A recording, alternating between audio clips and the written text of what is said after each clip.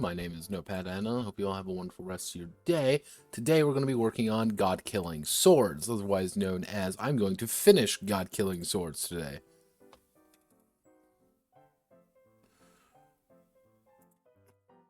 Give me 1 second.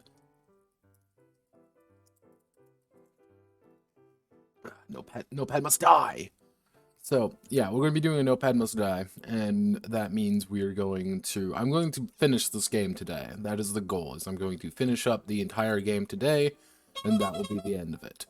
And I no longer have to worry about any of my problems. So, what has occurred from last time? Actually, quite a bit, for a few reasons. So, yeah, we have a few of these. I'm going to have to add more of these. I have a few more that I've been thinking about. I know how to do it. It's just doing it. Where was it?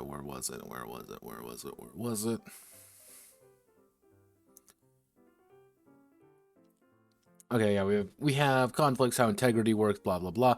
But then I decided to put in a method called Bloody Combat. Bloody Combat is a set of options that you, as the narrator, can put into your game to effectively make combat a lot more bloody and a lot more horrifying for everybody involved. So, first one is features. Effectively, how features work is that once you are defining the battlefield, you're going to put various parts around the map which allow you to, if you maneuver them and you succeed in a challenge using that particular attribute, something occurs. Such as, for example, the Orlock's mountain range right here. If you win, is allowed to crash a target into the stone range, doubling their damage. So, for example, I were to do 5 damage to 5 of your integrity and damage. If I win a strength test, I'm doing 10 damage, because I am kicking you as hard as physically possible straight into that mountainside, and it's going to hurt like hell. But if my strength is A and your strength is A minus, I'm only going to do 2. So it's not really that useful. It's kind of it's a big factor that allows you to kind of sway the battle how you want to go, especially when you get things like Gelron's lab. It's filled with toxins and tinctures. Gelron is a madman but clever. If the victor sets the lab ablaze if you use the flame attribute alongside all of, I wrote this very late at night, if you can't tell, all of its materials, detonating them, you'll just deal 10 wholeness to both of you. There's a chance that you will fucking die if you aren't prepared. Like, if you've bet too much of your health, there's a good chance you will just die in the explosion. Mostly when it comes to people who aren't you guys. Because, again, you can't really die that easily. That's not going to kill you. If you're a Scion and that happens, you're fucking dead. Like, there's a good chance that you'll just die. But you can also get things like removing attributes, dealing damage, raising the chaos value. It's all these different little things that can occur if you are victorious in the feature. That just spices up combat a little bit, allows for a little bit more dynamics, mostly when it comes to fighting. The velocity system's pretty simple. Pretty much the idea behind the velocity system is every turn you're increasing your speed. Things are just going faster, faster, faster, and faster, and faster. And the faster you are, the better you're doing. However, if you do things like recuperate, if you're using powers, you're slowing down. So it becomes kind of a push and pull between building speed and losing speed. If you have higher speed than someone, you're going to do more damage or less, or you're going to deal more damage or take less damage, because you're just moving faster than them. If you are able to achieve ridiculously high speeds, nothing can really stop you because you're just ignoring all the damage. But the thing is, at that point, you want to stop them. You want to, the plan now is no longer, I'm wanting to, hurt you, really. It's like, how do I slow you down? Or how do I make you stop? And usually by the case, if you're fighting that quickly and you've already lost that much, either you're doing something wrong or they're doing something wrong. At which point you just start doing something else. Punchback, all that is that if you deal 7+ integrity, you knock them into another zone. You knock them into another location. That's all it is. So, for example, we're fighting in the building, we're punching each other with strength, and I hit you for, bam, I hit you for 7 damage. I can say, we're in the same zone, we're still fighting. Or I could say, I punch you literally outside of the building. You just fucking pop out, and now we're outside now, and we're fighting there. Pretty simple. The execution blow is if you reduce someone to 0 integrity. It's a scion, lesser divine, or mortal. If you reduce them to 0 integrity, instead of inflicting a wound on them, you inflict an execution blow, which is literally, oh no, I'm a scion, I'm a super cool swordsman, and I'm gonna cut God in half, and then the God reduces you to 0 integrity. God doesn't need to say, oh, well, you just take a serious wound and you're, like, very injured now. No, he just punches your head off, and you die, bleeding to death, probably in agony, like you deserve. So, let's see. Pummel Fury. Pummel Fury is weird, and, like, I understand how it looks in my head. Pretty much, if you were to do 0 integrity to someone using the same attribute, like, let's say we're both a strength, we're both equal, we both crash into each other, and we effectively start beating the shit out of one another. Just going full ham on one another. Just bam, bam, bam, bam, bam, bam, bam, bam, bam, bam, bam, bam. Pretty much, you're allowed to start dedicating core flame or wholeness to the fight. And if you win, you technically win the fight. And how that works is, let's say I spend 3 core flame, 2 wholeness. I have a total of 5. You spend 2 core flame and 1 wholeness for 3. You've lost all of that. That's like something that you've lost. I clearly won. I still have to pay the cost, but now you double yours. You double your pay. So it's kind of this thing where it's like, if I can convince him to spend 10 of something, and I only spend 2 of something, I may be able to get a small advantage. Like, yeah, you may beat me, but it was like, haha, I wasn't using my full power. Ha ha ha. But if you do win, it's kind of like that, haha. And the thing is, like, this is secret information. Nah. Also, welcome aboard. Don't know why the hell you're here, but...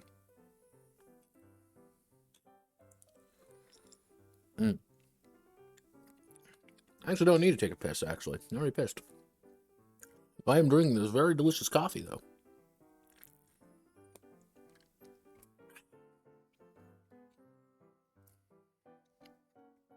And finally, our final 2 things are Perfect Counter and Supernova Chaos. Perfect Counter is, if you are fighting and you have a definitive attribute, you can say no, and then immediately escalate the fight and trigger an attack effectively. And what escalation does, obviously, is that escalation changes both of your attributes being compared to a different one. So, man, I'm getting my shit rocked by mental, and, like, okay, I've changed mine to my weakest attribute, it's mental, oh no, or, like, we've escalated to mental, and, I'm gonna get annihilated with this. Like, he's gonna beat the shit out of me with this. What I can do is say, I have my, dedicated attribute. The thing that makes me me is mental. I'm gonna perfect counter him. Like, haha, I'm using my mental power. It's you saying, "Conk, not quite, asshole." And as you perfect counter him, you escalate the fight, you change the attributes, and allows you to actually do things.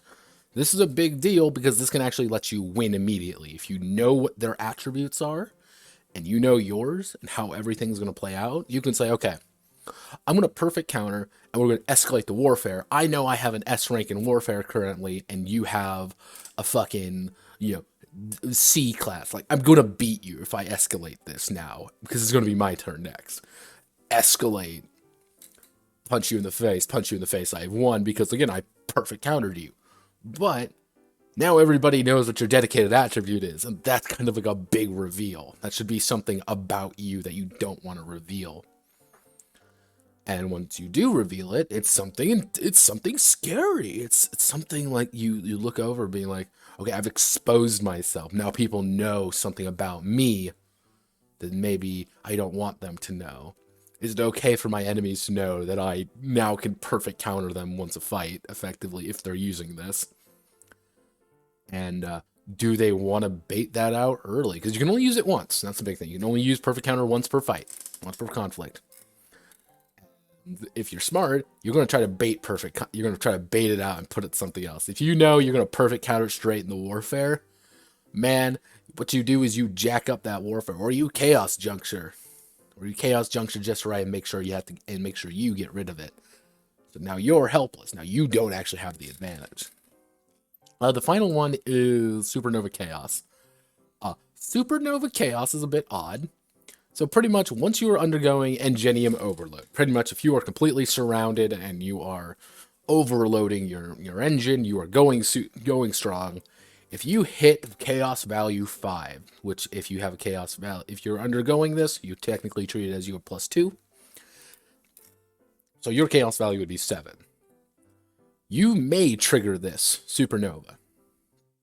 This causes you to fly into an unkillable fury, and you go Supernova. You go absolute ham. You trigger your replenishment.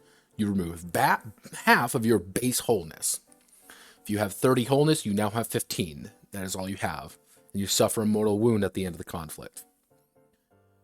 But however, during this time, all of your attributes are S+ rank. That means you're pretty much unbeatable by literally anyone except who has an S+ rank as well. And if you are opposing the Supernova Inheritor's defining attribute, you're 2 full steps down. So if their defining attribute is warfare, and you have a warfare of C, you now have a warfare of E rank, and he's going to be able to kick your ass. And he's going to want to keep doing that, because he still gets all the other bonuses of doing it, including perfect countering. And he can technically perfect counter you into just absolutely annihilating you, because he's entered his final form to kill you. That's the final.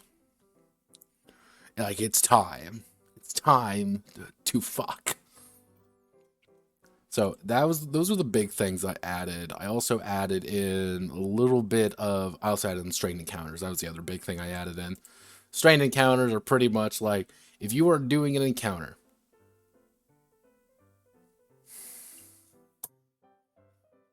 what the hell is that sound? Okay. Look, what the hell is that humming? It's, if you are undergoing an encounter that is not really... See, an encounter is kind of like a non-conflict thing. Like, it's not really against anyone, it's against something. But if you're going up against something that's strained for you, that's kind of difficult to do, every tick of it, you're going to be taking a little bit of wholeness damage, not base wholeness, just wholeness. Just representing you straining yourself.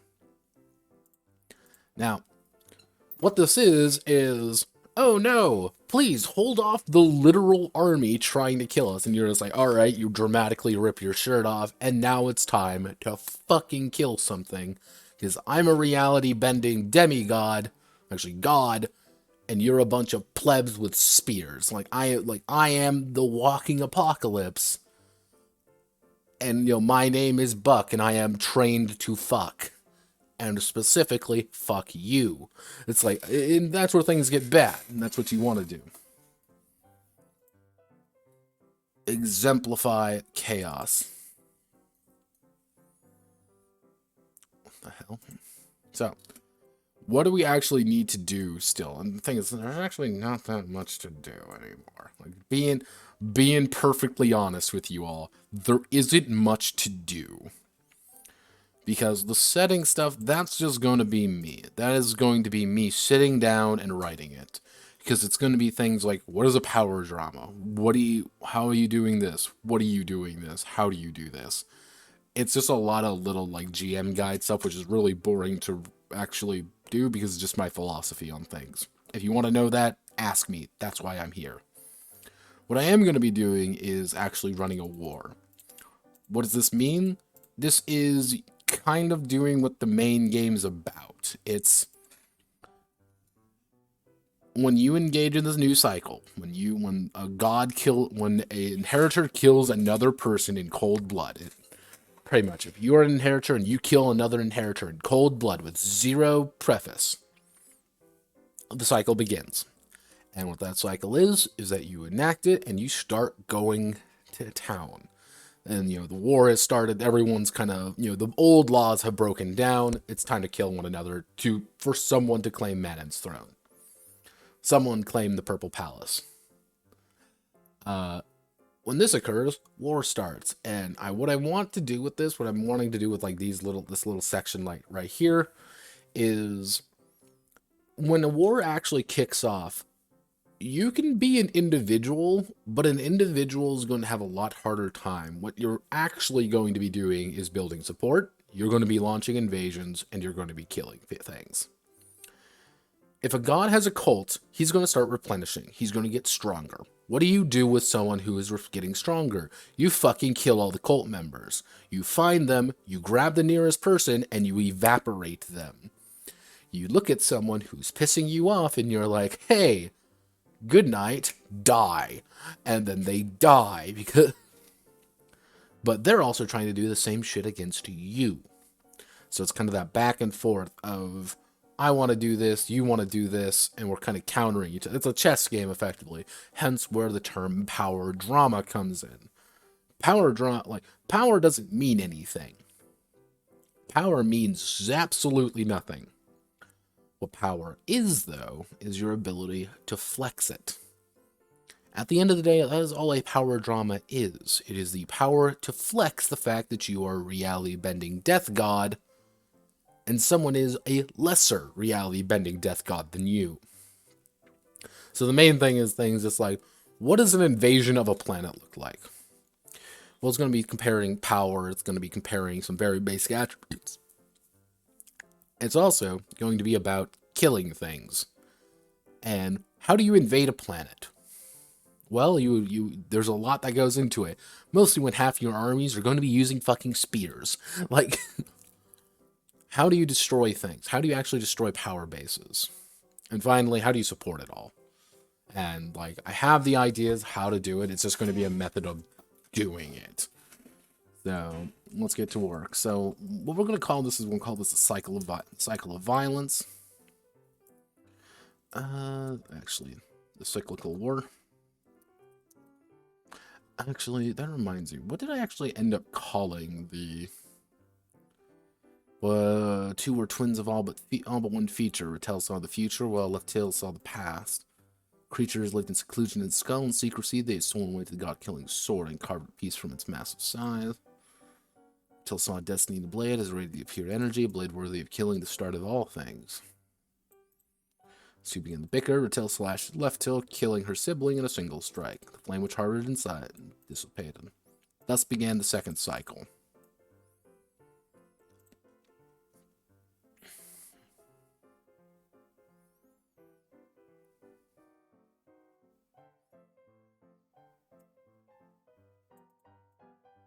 Okay, yeah, there we go.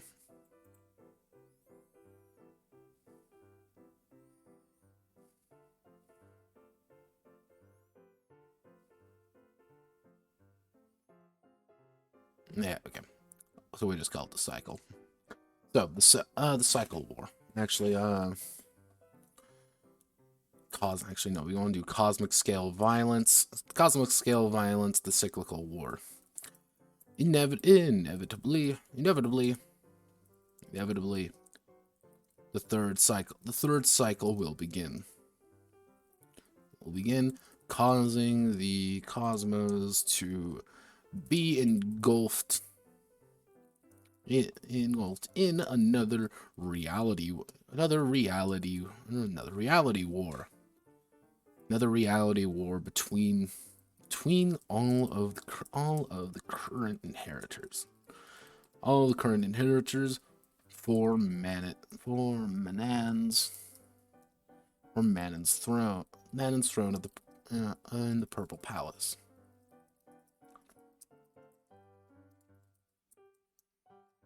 Actually, in Manon's inheritors from Manon's throne.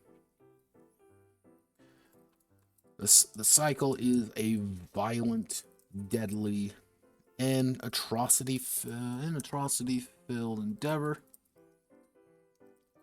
where you want to call them the cast, but where the inheritors play a small part in a large war engulfing, actually, across the known universe. Universe until there is only one remaining.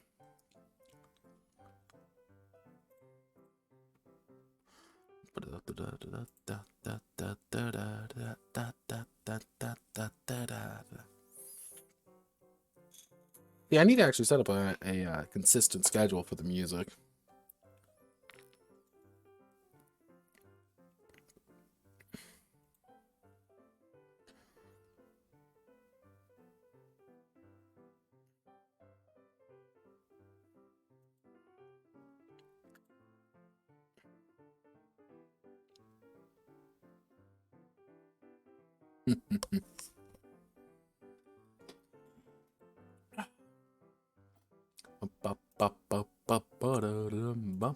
Actually, give me a second. Yeah, we're listening.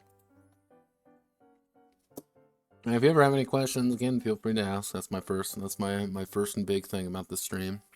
Deadly atrocity field endeavor where the inheritors play a small part in a large war across the known universe till there's only one remaining.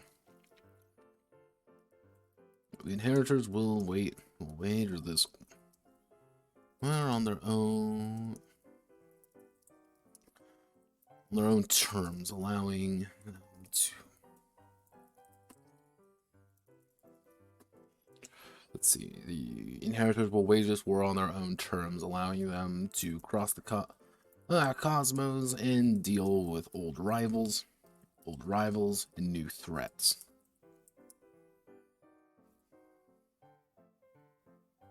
Actually, it would be travel across the cosmos, and deal with old rivals and new threats. There we go. That's how English works, everybody, because the English language is fucked. Remember that, kids. See, I would like to say the English language is a beautiful thing. It's really not. Like, English sucks as a language. There's so much fucking issues with this goddamn language. It's great. Allowing them to cross the cosmos and deal with the old rivals and new threats. The cyclical. Actually, while the following section is optional. If the war becomes an important aspect of the campaign, it is important to understand that a war of this scale is rarely. The war of this scale is rarely easily dismissed. War will come to the inheritors if they don't seek it out. Which is like in the GM section, pretty much like the setting GM section, I'm going to have to literally put in being like, you're going to end up doing this. Like, you are going to end up in a reality death war because that's kind of how things go. If you want to actually make this thing work, this is how it's going to be. So, big thing we need to do is, we'll call it the military-industrial complex. So, armies. Actually, no. We want to do large-scale combat. How do we want to word this? Oh my. Okay. No. Battlefields of blood. And we'll call this mass combat.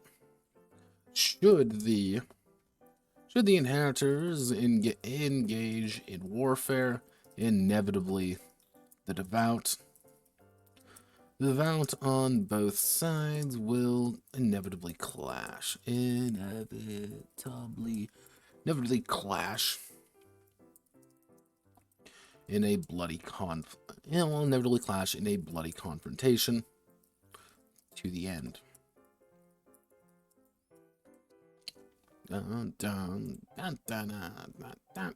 it's gonna go through my fucking head.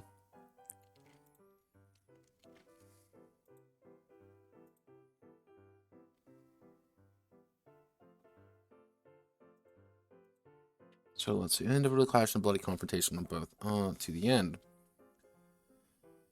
Mass combat. Triple N's getting to me a little bit more than I was hoping to.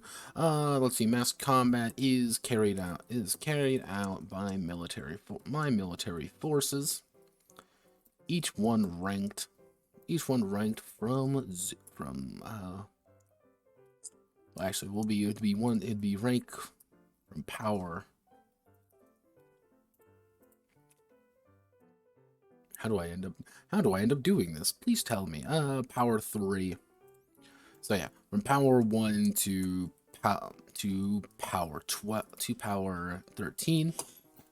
Each one ranked from power 1 to power 13.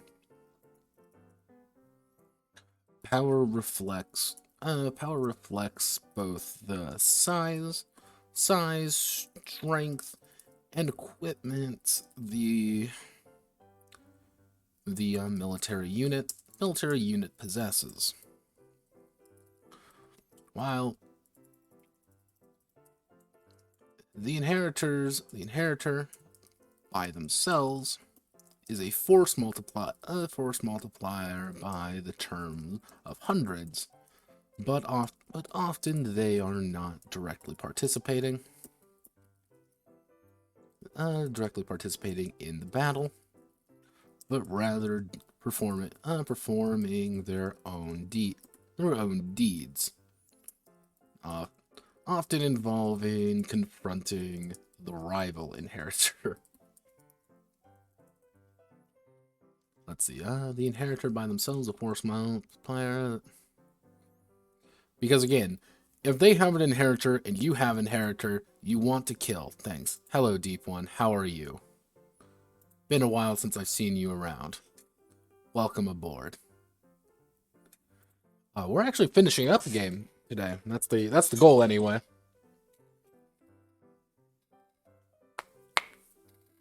Right now I gotta write mass combat. Now, mass combat is and will always remain probably the most complex part of a tabletop role-playing game. It will forever be probably one of the most complicated things I have said. Am I good? I'm alive. I'm breathing. That's all I can really say. I'm trucking along. This project has actually been a lot more draining than I had originally thought. Like, there's just a lot of little moving parts with it. So this entire week, I've been like, fuck. It also doesn't help that I decided to undertake a certain November challenge. I am 16% cultivated in my final form, so I'm not looking forward to it. Like, already, it's like when you tell yourself you can't do something, you inevitably want to do it more, and it's that. It's like, this is awful. It was like when I first started fasting. That was hell. What's the theme for this game? So, this game was literally born out of a very, very nice Brazilian man telling me repeatedly, Notepad, can you please write me? Can you please write me a Kill 6 Billion Demons game? Notepad, please write me a Kill 6 Billion Demons game. I don't like your Gatimuchi game, even though it's exactly what I asked for. I'm like, okay. So, this game is literally a cosmic scale, cosmic power tier deathmatch, which the characters are referred to as inheritors. They are pretty much individuals who have the fragment of a god-killing sword, a fully cultivated ingenium, which is their soul flame, and they also have a word of what the Omega God uttered in his death throes. Together, they're pretty much gods. I don't know if you've ever read or heard about Kill 6 Billion Demons, but everybody is Solomon David. You know, it's playing a little bit on that cultivation bullshit. If you know what cultivation is, like Chinese cultivation, that shit's whack, and my friend loves it. So I've been actually consulting him quite a bit. I'm like, how do you do this? What does this mean? Please tell me more about the golden core. Please tell me more. Please tell me more. So Very, very high powered. I actually had to go diceless for this game. It's it's one of those things like you've hit like there's been a clear like set of I can actually write it down a little bit. So most games, like let's say like this is like right here. This is normal. Like this is what you and me can do. Now, most games are like right here, which is like like heroic, like we'll say like low fantasy,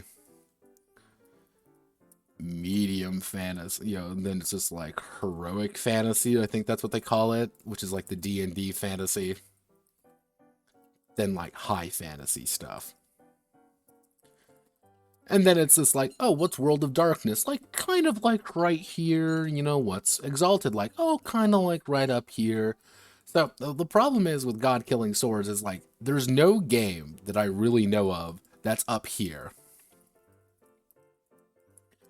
Like, that's one of the big issues. Like, nothing is so overtly overpowered that it gets hard. Even things like, people were even recommending me, like, just look at Exalted, being like, bitch, I know Exalted better than anybody. And that game haunts me to this day.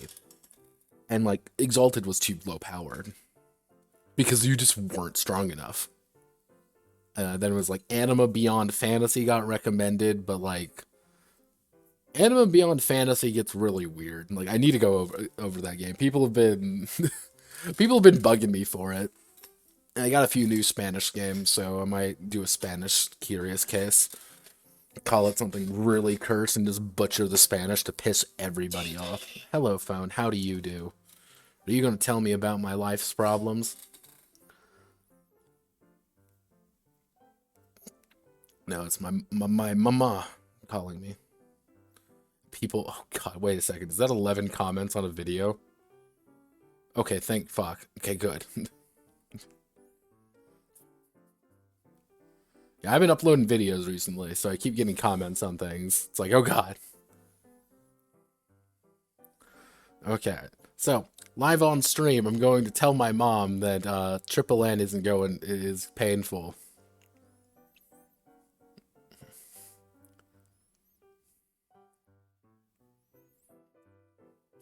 There we go. So that's going to be a fun conversation if she calls, where I get to explain No Nut November. So that's like one of the issues I've been going through with this game is this cosmic fantasy, because like I think you can represent anything with dice about here.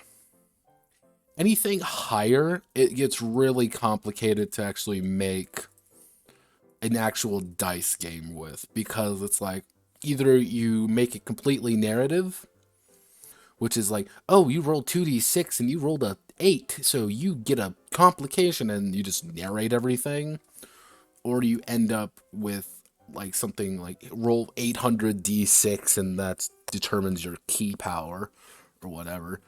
So I went diceless, inspired by Amber, if you ever heard of Amber Diceless, which is a really fucking good game and everyone should check out. But nobody likes Amber Diceless because it's weird. It's a weird old game, and if you ever play a narrative game, you can probably thank Amber for it, or the Dallas RPG. So let's see, but often not directly participating, but rather for their own deeds, often involving confronting rival inheritors. Mass combat is played out. It's played out similarly to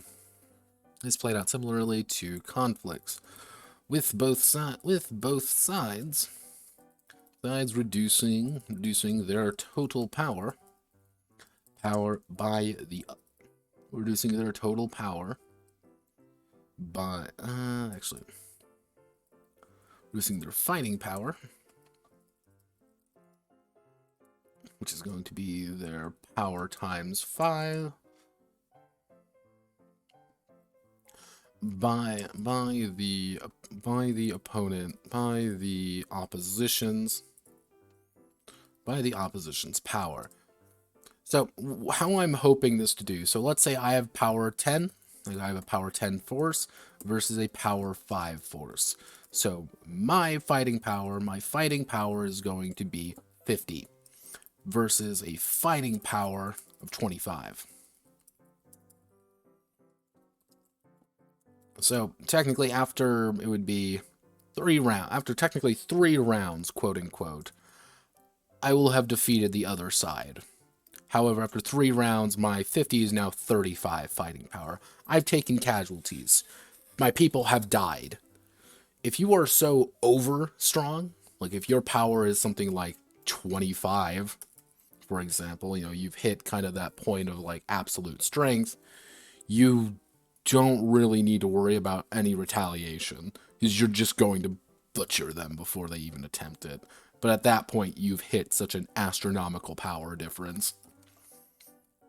And it's played out similar to conflict. Both sides reducing the fight bound by the opposition's power. This reflects the power. Actually, the casualties on both sides, and bloody fighting that occurs. However, fighting power, as well as raw power, as well as power. Actually, no. However, power and fighting power. I need a better name for these, by the way. I don't know what to call them, but we'll call them this for now. However, power and fighting power can be augmented. By the... I don't want to word this. By the inheritor's actions. And by the inheritor's actions.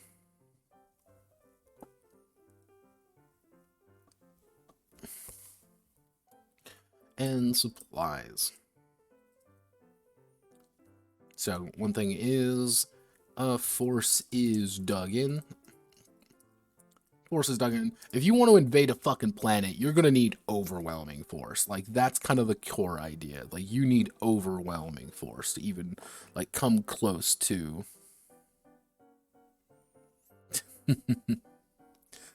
like, to even actually, what I'm gonna say is battlefield defenses. Which is going to be a we're gonna say +5 power, +10 fighting power, which is just going to, this isn't going to translate. Actually, let's see, is bonuses and penalties do not add to the raw fighting power, are not calculated, are added on top of the already calculated amounts.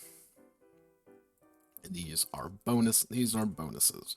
So technically this +5 power wouldn't immediately now become 25 additional fighting power. That's not how that works. It's just on top.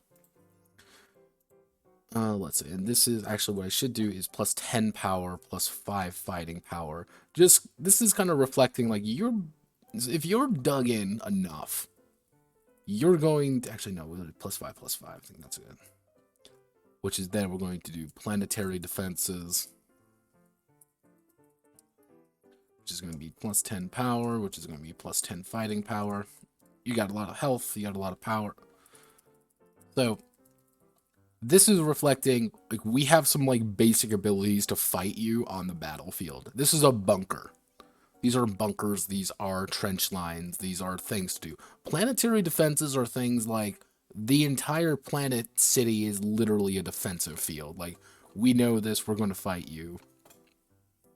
This is how this operates. So, actually, we want to do Songstrider support, which is going to be +5, which is actually, we're going to say +5 power, but +0 fighting power. You're not going to get any bonus, health effectively by having Songstrider support, but it's going to be able to allow you to do that. And which we have Scion General, which is going to be +5 power, +5 fighting power. Scion Honor Guard, which is going to be plus 10, which is going to be plus 4. Hello, phone. So your honor guard is pretty much like your vanguard is literally composed of scions. Like,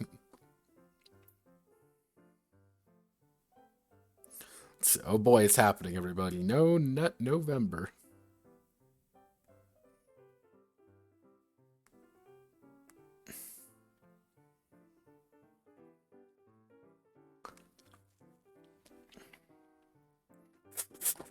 Now I get to explain to my mother, no Nut November. God help me.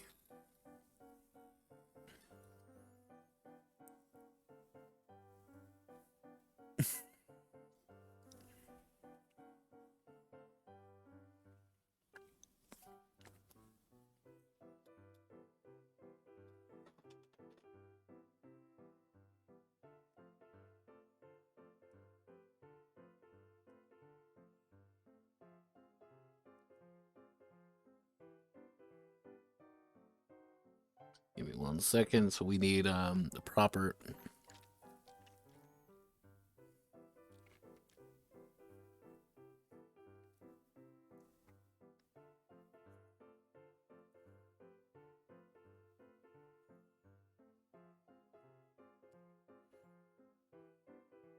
What's the proper slightly inappropriate gift to send my mother about this? We'll do Jack Nicholson. There we go.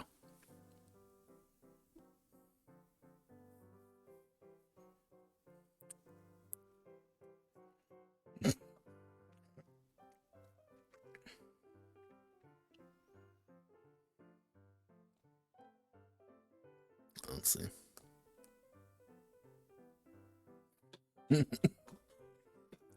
And that, kids, is how you explain to your mother no Nut November. This is what you come for. This is what you come for. The the notepad add-on Sprug workshop scene, explaining to my 50-year-old mother how fucking no Nut November works. So yeah, Scion Honor Guard. So that would be kind of like a defensive force. Scion General, Scion Honor Guard. Actually, War Machines.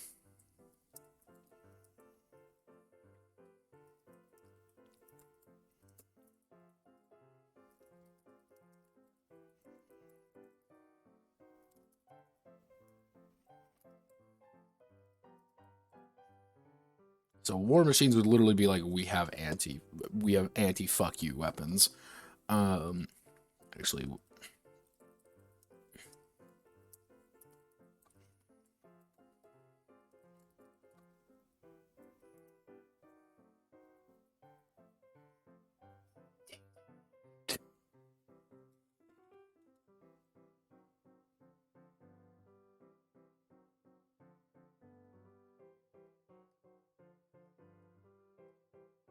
let's see.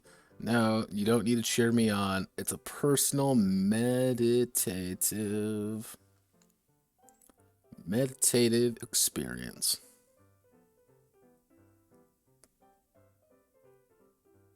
There we go.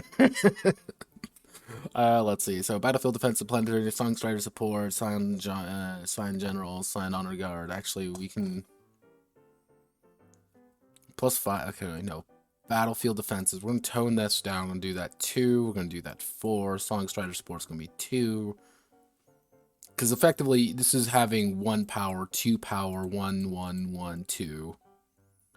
So you need to do that. You need to do this. You need to be that.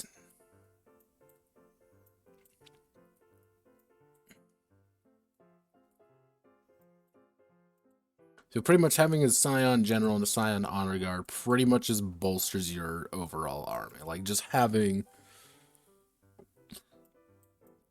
By virtue of having these things, that means you are the stronger. But a Scion Honor Guard is literally like, here's an entire force of Scions that I trust.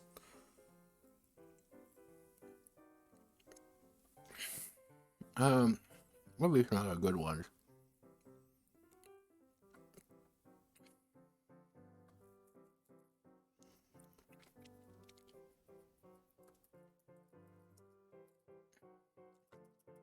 Wait a second. We want to go to domains.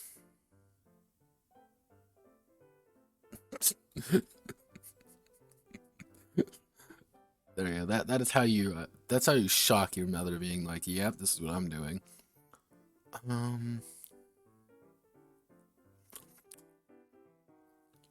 Wait a second. We can do intelligence on enemy. Intelligence on enemy, which is going to give you +2 power. +2 power, but +0 fighting power.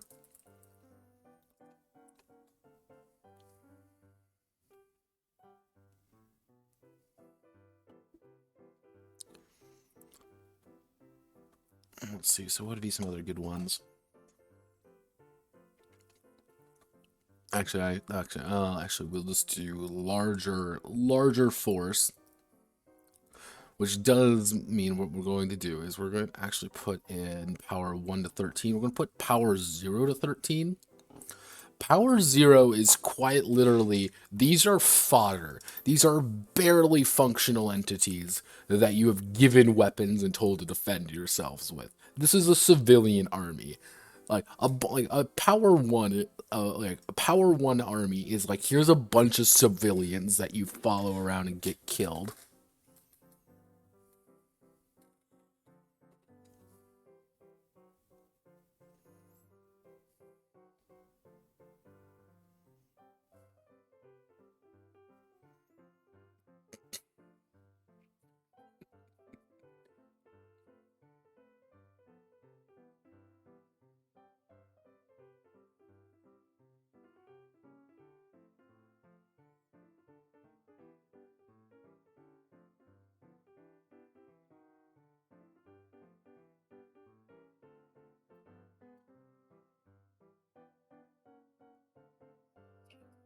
Oh goodness, give me 1 second.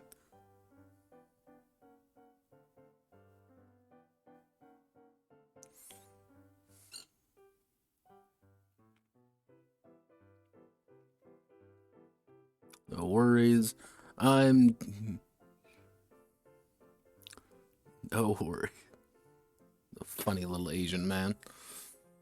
There we go. Making bank, doing the numbers. I mean, now I've got the realm Mr. Beast here.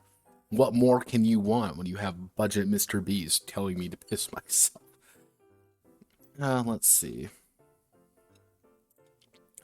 Actually, so a larger force means we're just going to get +1 power, literally by virtue of just being more difficult to cut through. Like, it's like, we are like so impossibly stronger than you. However, you just have a lot. Like, there's just more of you to deal with. Like, there's a couple, thousands to our couple hundreds. Like, we can cut through you easily. We're gonna break you in 5 minutes. It's just gonna be about, like, there's just a lot of you.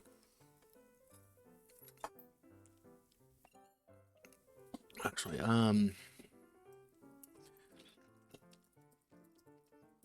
actually, dedicated to war materials, which is gonna be +1 power, +5, which is gonna be +0 fighting power.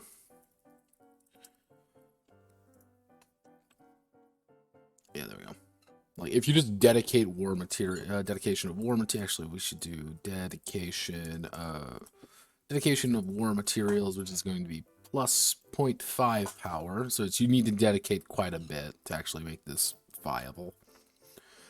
And then we have to do. We're also going to do dedication of war materials. So you kind of have to make a decision of, like, do we want to invest in the survival of our guys, or do we want to invest in the just raw fighting power of them, which is going to be +2 fighting power, which isn't going to be a lot, but it doesn't need to be a lot, because guess what? This is literally your health, and you're just throwing money at it. That's what war materials is. It's you throwing money at your problem.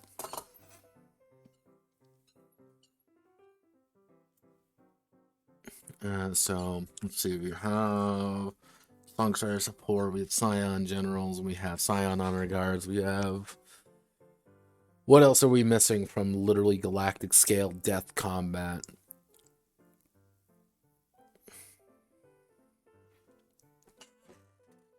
Actually, no.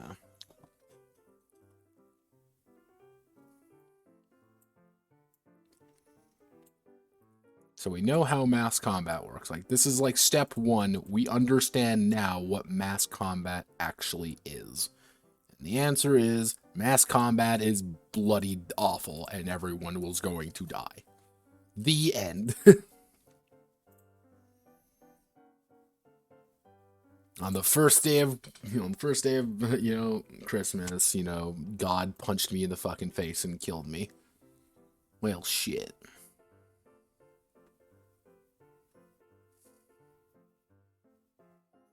What the fuck are people posting? What in God's name?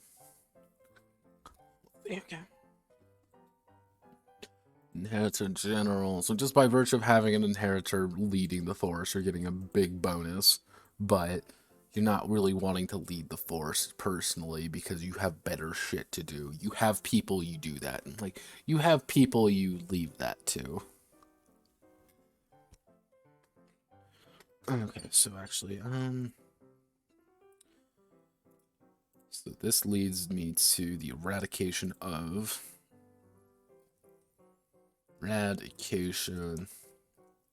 support. Eradication of support. When engaging in cosmic war, direct confrontation is rarely the end goal. Is rarely the desired experience.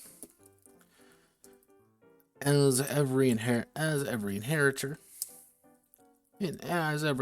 no matter how strong, wants to be in the ideal position. To attack their enemies. The most vulnerable. The most vulnerable aspect of an inheritor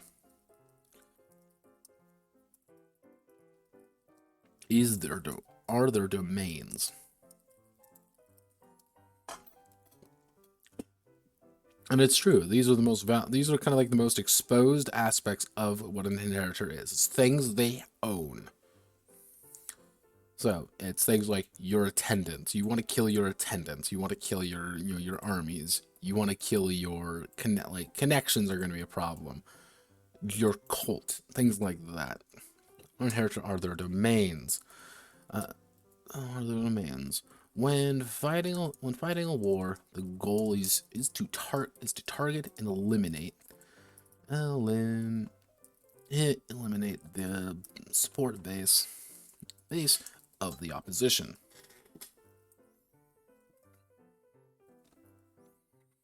So we're going to go straight down the list of things that you can get rid of. Attendants and retinues.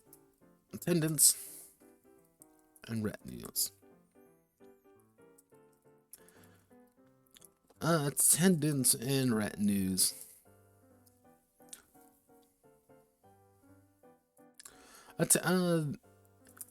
These individuals are surrounding the inheritor almost at all times. Knocking them out is a difficult task. Difficult at best. However, as with most fragile individuals, should they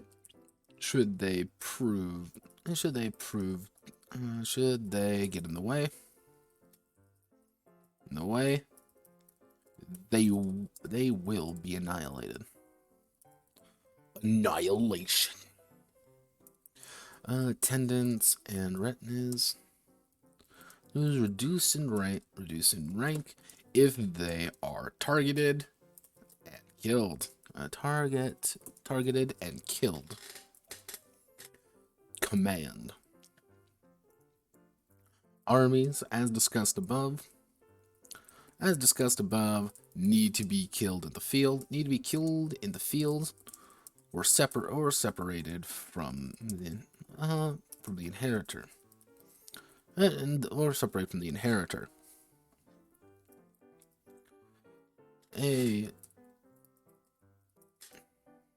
Most of the command domain soldiers are entirely loyal and handpicked by the inheritor, making them almost impossible to sway.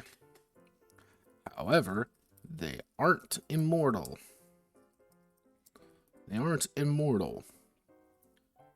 Eliminating them from the field will reduce their rank. Lowering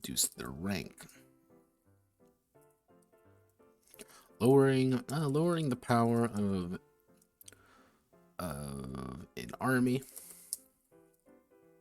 can drastically affect their performance as well as their rank.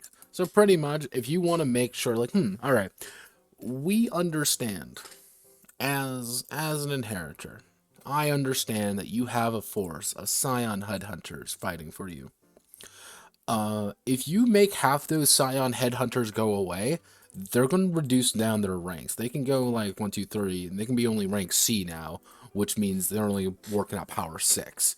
Just because you've taken a few away. You've headhunted the headhunters effectively. So it's kind of that back and forth of like, well, these guys are by themselves an impressive deadly force. If we isolate them and I kill them all personally by ripping their heads off or disemboweling them while laughing hysterically, they're not going to be a threat anymore. However, the fact that they are present is an annoying factor. Or, hey, I have a literal army of people fighting for me tooth and nail. I think we're going to have a little bit of a problem. So, connections. Connections. These can't easily be destroyed. These can't be destroyed directly. These can't be destroyed directly anyway. A connection allows the inheritor to have individuals and other inheritors they have a bond with, potential allies to their cause. The best way to deal with them? The best way to deal with connections is to sever them. While the rank never decreases. Turning allies into enemies, or simply sticking in allies head on a pike reduces the usefulness of connections. I want to kill someone. I want to make sure that they cannot threaten me any longer. I know I cannot advance on them. No matter what I do, I can't move on them because they have an inheritor with like really good song ships defending them.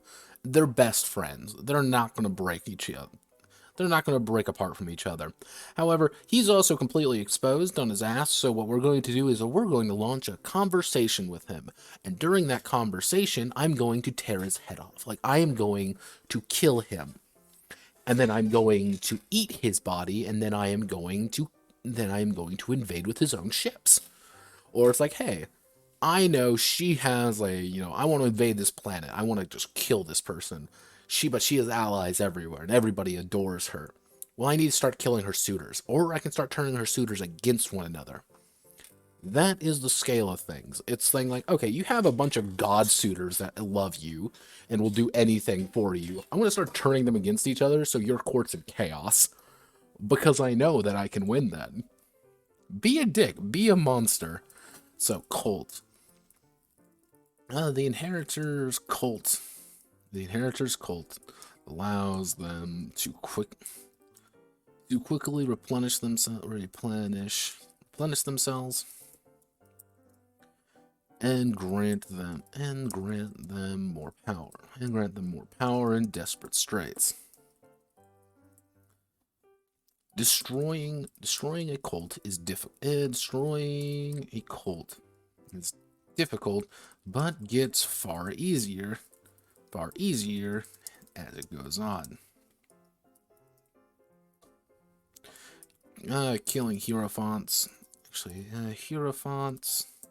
Killing Hierophants, burning churches. What would be pogroms against the faithful, and executions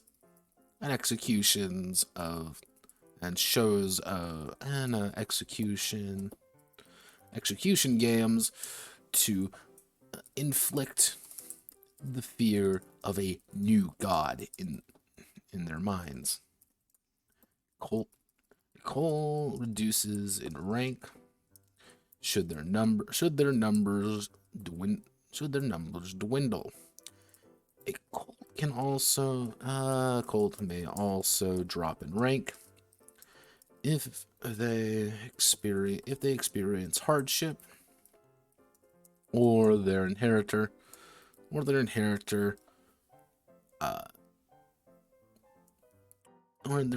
is shown to not be the god they worship. Pretty much, if you have a war god and they run away from a fight, guess what? You tell them that, and they're gonna stop believing, because that's what fighting a cult is like. You need to make sure they stop believing, or you start killing them, because that's all it is. It's belief. You can't kill every member of a cult. There's going to be some little shrine somewhere with one man praying tooth and nail that, this inheritor is going to save them. However, they need industrialized cults. They need millions of people to follow them for them to get just that little ounce of replenishment. Rank D is a few million people at this point. Like, you have, your faith is in the millions. People die by your name. Rank S is billions of people. Like, you have an entire space sector effectively dedicated to loving you. Let's see. We want to do holdings, because you can't really target erudite, so I'm not even going to bother putting it on there. Holdings. The inheritor's combined assets are important to them, allowing them to continue to fund their armies,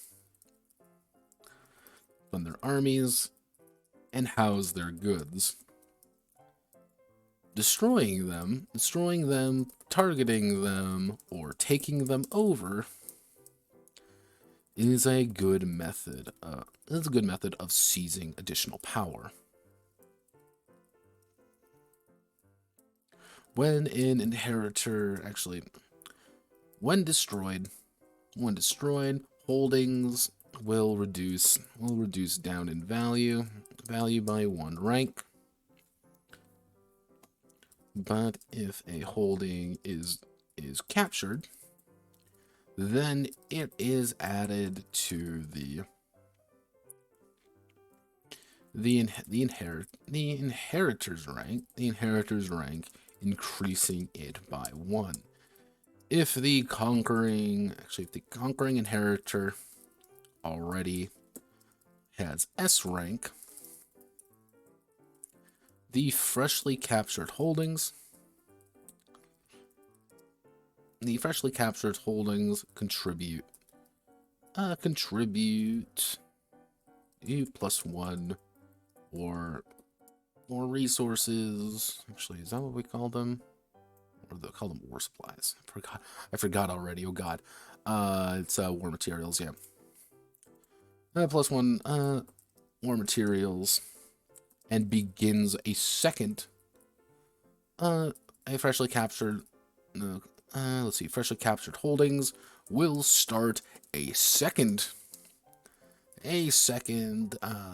domain of holdings starting at F. So pretty much what this is if you hit S rank, you're just going to get a second entire thing of them by virtue of just owning a lot. So you can own a shit ton of holdings. Like, these are private. Like, there's only so much you can, like, actually, maintain in a good way. This is you kind of saying, like, these are my things that I've kind of consolidated as mine. These are all of my churches across 7 planets. These are all of my manufacturers across 100, worlds. These are all of my, this is my home planet. And, I own the entire planet. It's mine. That's what your holdings are. Having a completely separate set of holdings, that's kind of you, building up the rank. That's you stealing them. Actually, actually no. If the holding is captured, reduce the value down by 1 rank. If the holding is captured, then a separate set, then a separate holdings domain starts representing the stolen assets. The assets of the rival. You want to take things from them. So that's how we're going to do it. So it's pretty much saying, here's all my holdings here. Well, here's all my holdings here. Actually, what I'm going to do, I think getting rid of holdings static. I think that's the right option. So Panoply.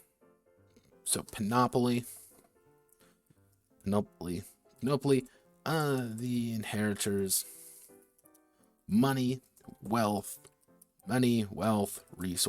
resources. All as long as the inheritor is drawing an income, it's difficult to reduce the amount of wealth they have. So force them to spend it. Wars are not cheap, nor are the pacification of worlds that don't bow. No, that don't kowtow to them.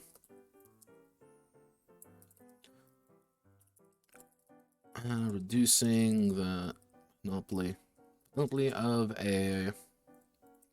inheritor is represent simply the expenditure of wealth and power. That's literally all it is. That, you want to know how you reduce someone's monopoly? You force them to start spending shit. I need to buy more armies. I need to buy this. I need to buy this. So we want to do Skull Domicile. Skull is completely off limits. Off limits for combat, but that doesn't mean that it isn't the site of some of the most hectic fighting in a cyclical war.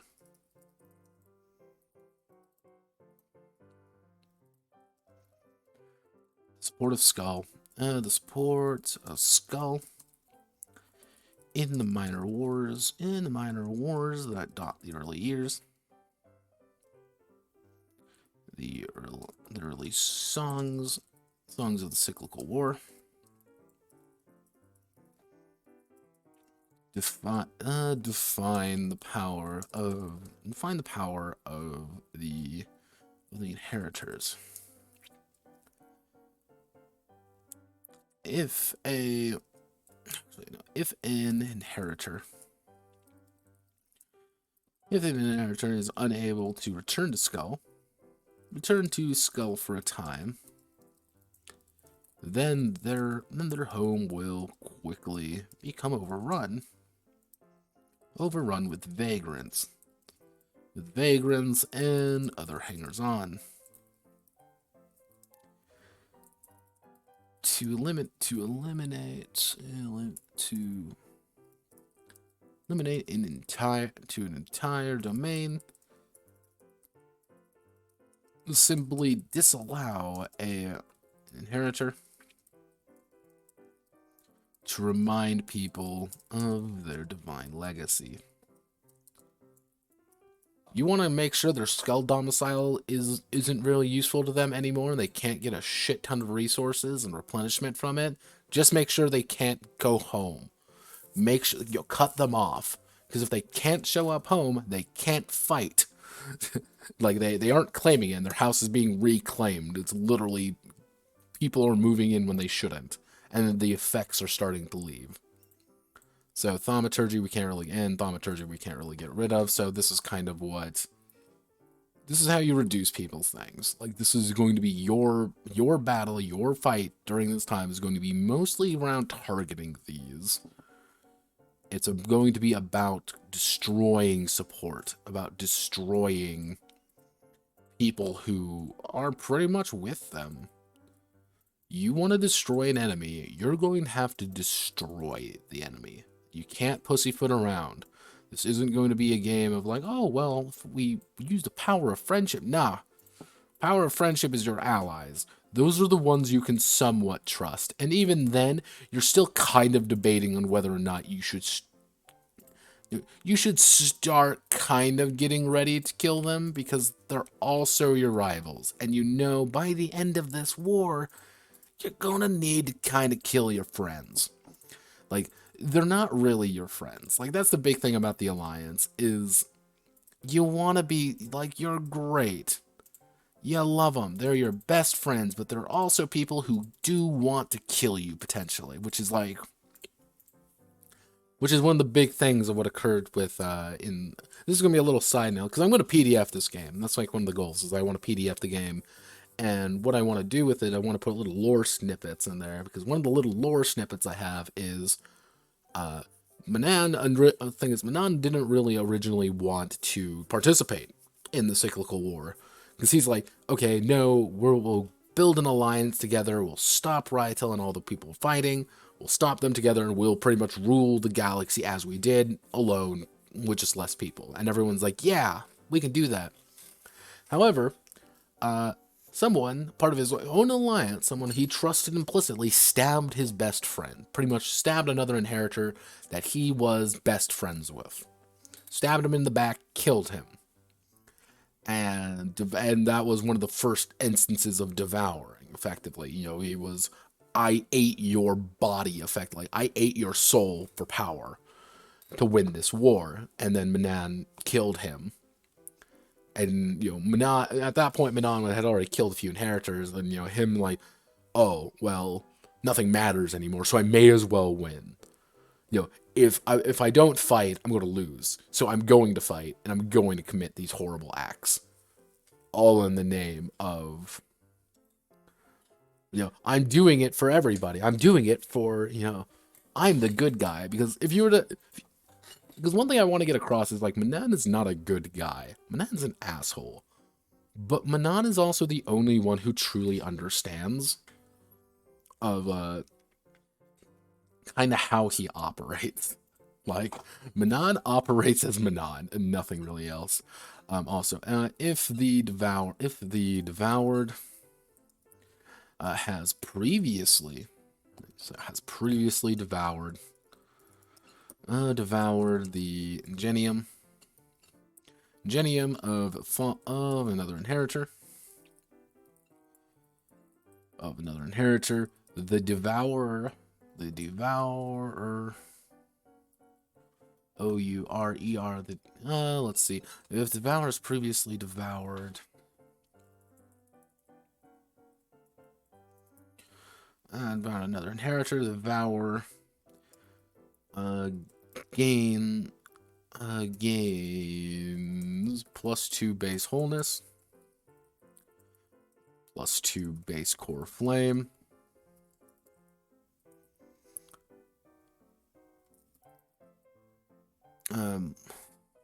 actually no, we'll just do that. Actually no, on all the words, you know, all the words they've stolen. Base 2 wholeness, base 2 core flame, and all of the stolen words. Stolen words from their enemy. No, from the devoured.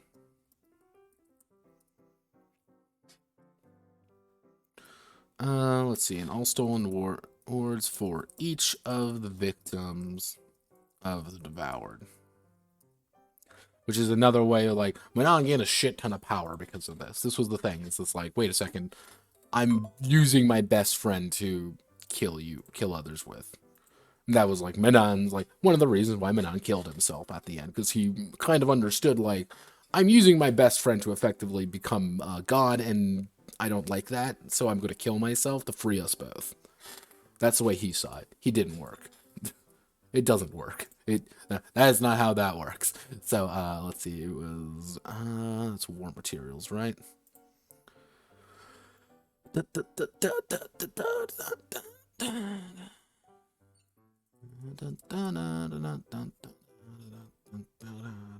Okay, war materials. The military industrial complex. War materials. Oh, wars are not fought. Let's see, wars are not fought on an empty stomach. To deploy armies, to ship them aboard songstriders, and generally operate a military force. The inheritor must expend war materials. This war materials represent many different aspects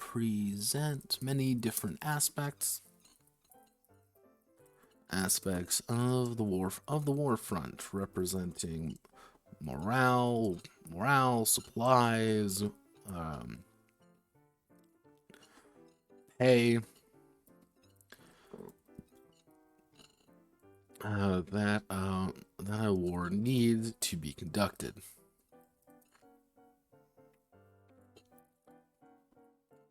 If the inheritor cannot spend that amount of war materials, the action cannot take place. So, how do we want to word this? Okay. A military unit aboard a songstrider. Military unit aboard a songstrider is going to be 0.5, it's going to be 1 war material. Launching an invasion is going to be 1 war material. It's going to be 1 war material per unit.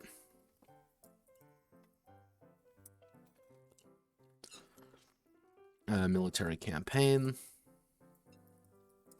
1 war material. Actually, it's going to be 0.5 war materials per unit. And what a military campaign is like literally that's you paying your people. Like, that's you going shipping everybody. That's you doing a long pacification campaign. Like, that's you just doing things to do things because that's what you kind of need to do. It's like, that's you doing it because that's important. So, so songstrider launching an invasion, military campaigns. What else would we need to make us? Construction of war machines.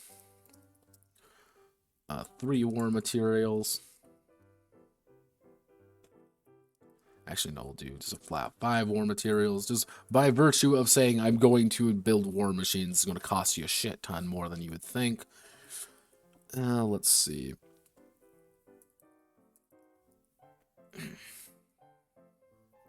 Actually, I know. We want to do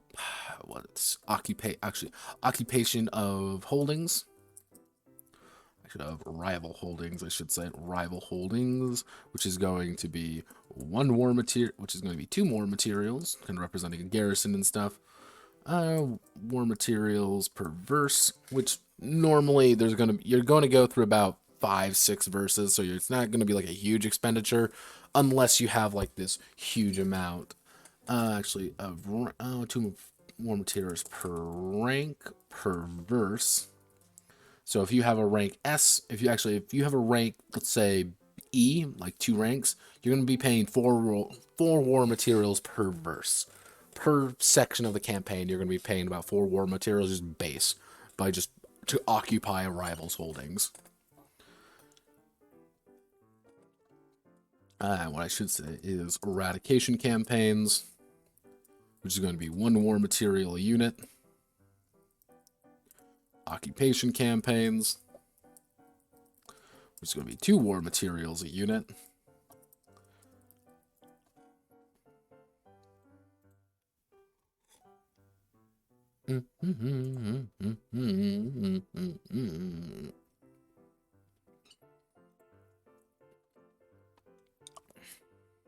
Actually, per verse.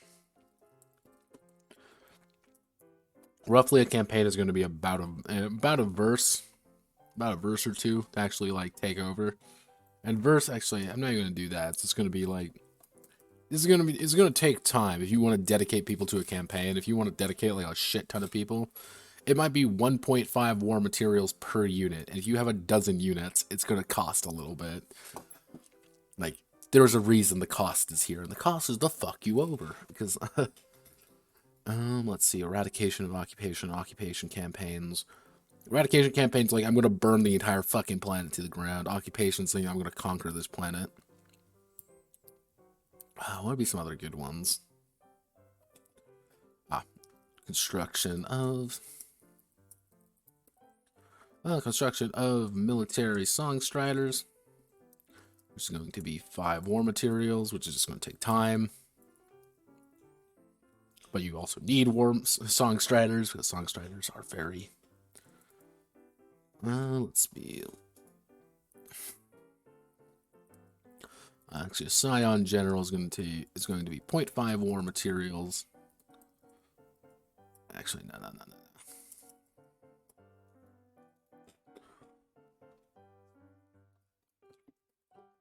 Raising a military unit, which is going to be 1 war material of power. So if I want to raise a power 4 military unit, I'm paying 4 war materials. You could just spam out a bunch of 0 cost ones, but 0 cost ones suck and they're going to die. You still gotta transport fuckers. Oh, launching an invasion, raising a military unit. We already have those, so we don't have to worry about that. We don't have to actually worry about upkeep too much. So, how does one gain war materials? How does one gain war materials? War materials are passively gained through holdings.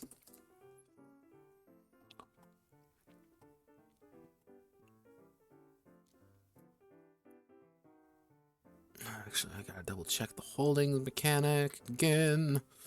Gotta check that mechanics. Yeah, okay, so. War materials are passively gained through holdings. The rank determines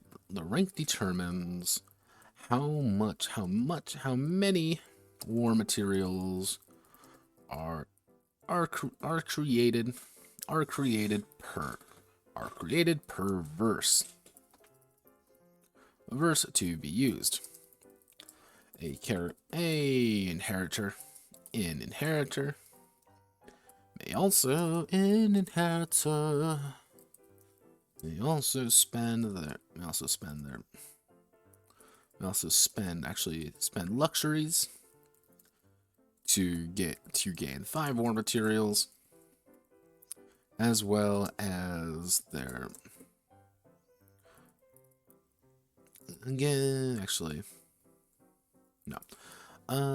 the rank of panoply. Also directly contributes. Also directly contributes to the amount of passive war materials in a lesser sense, since an inheritor may instead dedicate luxuries they own to generating additional war materials. Who likes tracking numbers? Because that's what this system is. But it's like, how do you represent such a large scale conflict? And the answer is you don't. You have to do things like this. And I even said, like, this is an optional mechanic. You don't have to do shit like this. If you don't want to, don't do it. That is my key suggestion. If you don't want to worry about this, then don't worry about it. Because it's not there to be like, oh god, I now have to worry about all these things. No, it's there to say, if you want to worry about them, you can, but don't, like, you're not, like, beholden to it. That's the thing. You're not beholden to these things. It's just saying that if you want to be, you can. So what we're going to do is go down here.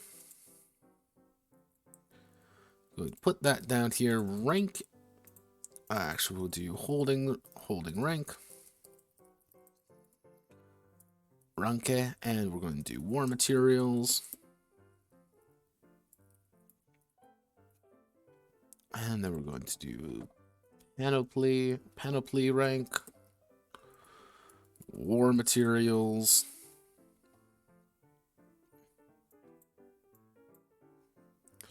Wait a goddamn second, single. There we go. That's what, oh Jesus. That's what was causing things to be a little bit off. Of fucking course.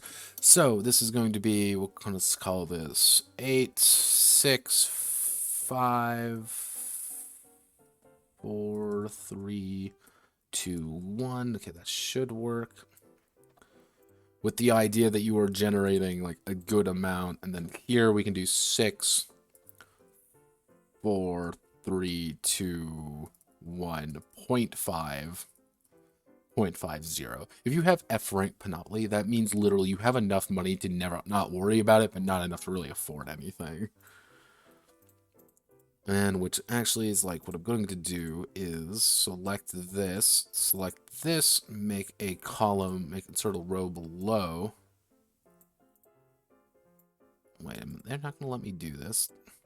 Jesus, please let me do this. Oh man, this is going to hurt if I can't. No, okay, it's gonna let me do it, right? Yeah, it's gonna let me do it. Cool. So what we can do here is we're going to do that. We're going to merge our cells together. And we're going to do is dedicated luxuries. Dedicated luxuries equals 3 war materials. 3 more equals 3 war materials. Averse. Now, a dedicated luxury is saying you no longer have a luxury that you can actually use, but that's you, like, dumping everything that you would be spending on frivolous bullshit directly into war materials. And, like, frivolous bullshit's like, I own a yacht the size of a planet. Like, I own literally a yacht that lets me travel across worlds and also host all my best friends. And also lets me host my own effectively flying court. Because I'm just that cool. By the way, it has a swimming pool. It's like, ah, cool. Like, of course. Like, of course you're fabulously rich. Because you're fucking insane. You are literally crazy. But, okay. Like, I'm not going to put in cults here. Like, technically you could make an argument. Like, you can make a very good argument, mind you, of saying, like, oh, well, a cult should technically, like, a cult should be technically in here, more along the idea of, like, the cult is just dedicating resources. The cult is throwing money at you because you're God, and God wants to enact global genocide, so of course you're going to follow him, because that's what God wants. But I'm not going to do that because it's like, I'm kind of factoring that into holdings already, kind of thing. Like, the fact that you own these holdings is kind of feeding into it. But this should allow people to enact global death wars if they want to. Okay, so is anything? I don't believe I am. Okay, okay. You know what? And we're gonna hit that button right now. Cool. Okay. It may only be 3 pages, but it's a lot of little stuff that kind of ties everything nicely together. So, I think for now, we're done with God-killing swords. Like, here's the thing. There's probably some other shit that I could do, but I really don't know what to do. Outside of add in the... Jeez, we just hit 10k. Outside of add in, like, all the story beats and, like, the GM guide and kind of, like, how to play a game like this, that'd be the only part that I would really... That's going to bulk up the page count, and if that's probably going to add, like, 10 pages or something like that. Now, what is the GM guide effectively going to be saying? Like, that's the big thing. What's the GM guide going to be enunciating on paper? Is effectively what I'm going to have to go over is the idea that this is a power drama. What is a power drama? A power drama is, at its core, a power drama at its core is not a story about power. It's not a story about I'm, God King of Lu Jue and I'm super cool because I'm super powerful and I'm awesome and everybody loves me. No, that's not what this is about. A power drama is fundamentally a story about powerful individuals and why they're usually terrible. It's the idea of being I can crush mountains with my fists. He can bend reality to his will. How do we actually get along? Like, and the answer is probably not very well. Because that's one of the core ideas of the power drama, is that you can't solve everything with that power of yours. You cannot solve what people want, because people are going to want more. Well, I've given you a literal paradise based on what I think is paradise, and they're like, well, I don't want this. I want something better. I want the freedom to shoot myself in the fucking head because I'm an idiot. And you, as someone almighty, all-knowing, all-powerful, is like, no, you don't. I'm going to force you to be happy. And they're like, well, I don't want to be. And that's kind of where the drama comes in of... You can influence things pretty drastically, but you can't really escape people. You can't escape that human nature that kind of infects everything. You cannot escape the fact that you are who you are. You are a flawed, fundamentally fucked up person. You have done terrible things. You are a reality-bending god, but you're still a person who at one point pooed his pants. Like, because you were a child once. You were someone who was a fucking stupid moron. That might have been centuries ago, but you still kind of understand that you're flawed, and you hate that. No matter how strong you get, no matter how smart you get, no matter how many lightning bolts you can summon from your hands, you're still flawed. Which is kind of one of the things where,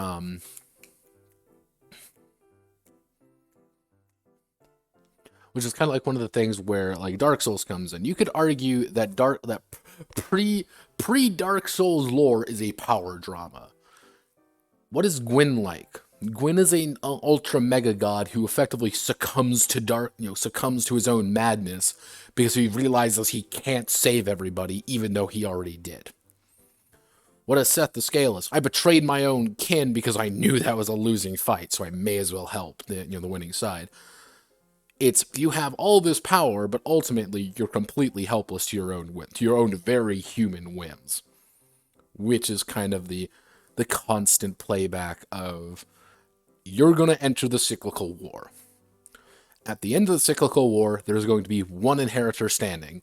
That inheritor is going to kind of take on the burden of the entire world on his shoulders, And they're going to have to determine whether or not they're what they believe is right. And because they have absolute dominion, they are the most powerful being in existence. And you had to kill a shit ton of people to get there. Thus, in lore, Manon kills himself. Omega God kills himself because he realizes it doesn't really matter. I've killed all these people. I've devoured so many. I've committed atrocities. I burnt planets to the ground for literally nothing. So I'm going to kill myself to make sure that others can't, so I don't have to go through it anymore. It's an incredibly selfish reason. But Manon also encapsulated the idea of will. He had the willpower to say, fuck all y'all, I'm leaving. Which is kind of a defining factor of whoever wins. Which I'm going to have to put in there pretty much like the cyclical war that you're going to run is going to take place in one of three eras of it. It's either going to be the first concert, which is going to be pretty much the opening days of the war. It's going to be kind of a small microcosms of conflicts, up to like kind of representing kind of a bigger issue. We're launching a full-scale invasion of a rival because we have to. Because we're doing it because we want to claim ourselves, and they're terrible people, and we're the good guys invading the bad guys, but the bad guys invaded us, so it's kind of that back and forth. It's kind of a smaller conflict. The second concert, the war's been going on for a while. Everyone kind of knows the war's going on, and there have been casualties. Oh, wow, there's a couple thousand of us walking around. No, there are a couple hundred of you now. You've murdered the rest. Like, the rest are dead or devoured, and you have some, the alliances are getting stronger. Individuals are getting picked off, but those individuals who are still around are astronomically powerful because they started devouring people. People have escalated very highly at this point. The people who have survived are survivors, and they're going to fight, and they're going to die. And that's where you get the open, concert one is the drama of being powerful people having to make powerful decisions. The second one is realizing your mortality. Well, the third one, if you want to do the third concert of a cyclical war, it's down to a couple dozen at this point. And this is where the big guns come out. This is the final moment, and everyone starts clashing with each other. You take out an alliance, you've taken out people, you've killed people, people are dead, people are dying, you've made terrible decisions, you've fought terrible wars. Then and what the final concert, what the final kind of thing in the cyclical war should be is that final decision among all of you, the group. Everybody looks at each other, and everyone's kind of staring at one another, and they're like, well, what do we do now? And then one player might look at the other being like, you're an asshole because you did all these terrible things. I think we should kill you, divide up the rest. And he's like, whoa. I am the terrible person. You want to kill me. Maybe I should kill you. And then have that alliance dissipate. And the final, what I would recommend is the final session being the final penultimate duel. Everyone clashes with each other. Who lives, who dies, who tells the story, who is the ultimate God King at the end of the day. And I would also end it off on saying, what did you have during your reign? And how do you kill yourself? Start it all over again. And I would ask him, being how do you guaranteed kill yourself? Why do you kill yourself? And pretty much it would be just because life is hard, and that's how things start. You live, you die, you exist. You do exactly as the reality-bending super god, did, which is you realize everything is pointless, so you kill yourself to start it over again. You've become perfect, and the problem is you also have to live with the burden of dying. Or maybe you end up in the kind of a kill 6 billion demon situation. We've split up the universe among ourselves, and we used to be friends, but now I hate you, you hate me, we all despise him, but he's also the only one who kind of lets us talk to one another. So, yeah, as of right now, this is 37 pages, a little over 10,000 words. It's done. No longer have to worry about God killing swords.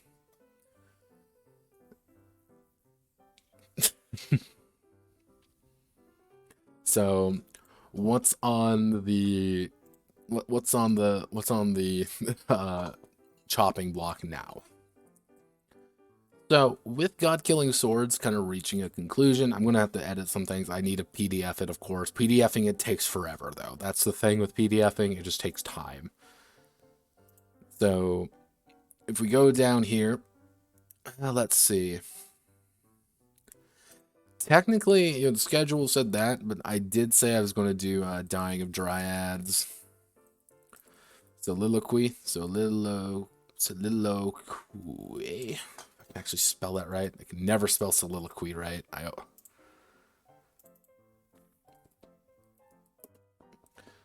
So we're going to be doing an update. This is actually a Redux project, so that'll be fun. Let's see. So that's kind of the thing there. I still need a name for Hell Jumpers. I know how to do Hell Jumpers though. I've got it. I know how to do it. It's just going to be time consuming. It's going to be annoying and it's going to be time consuming, but I know how to do it. I'm excited for that one.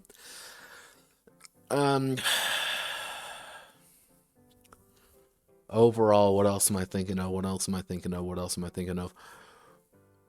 Probably when we hit like Dying of Dryads, I don't think that's going to be very long. It's just going to be I'm going to have to tiptoe around that one because that one is very suggestive for a lot of reasons. That was what it was written for. You know, so the Dying of Dryads was literally a porno hack of Song of Swords that I was paid to write, but I'm updating this of my own volition because I think it was an interesting game that I was kind of like, here's the restrictions that I want. So I'm like, okay, I'm not really bound by the restrictions anymore, so I'm going to make it my own at this point. So that'll be fun. Like Hell Jumpers isn't really going to be that complex. I know how to do it. It's mostly just kind of figuring out the 1 to 2 to 3s on that. What are we doing tomorrow? Tomorrow I'm gonna stream. I don't know what I'm gonna stream though. I have a few ideas for stuff to do. It's kind of a decision of like what I want to do at that point. Like, do I want to like do a lot of like do I want to do like a bunch of like a side project? Do I want to start on something new? Do I want to kind of get a good idea? I don't know yet. Most like I have a few ideas. It's mostly just an act of doing it as usual. So thank you all. My name is Notepad, and I hope you all had a wonderful rest of your night. And I will see you all tomorrow at a time, definitely. Keep an eye out. I stream kind of at odd hours, so just understand that. So thank you, and I will catch you all on the flip side. I am away. Yay!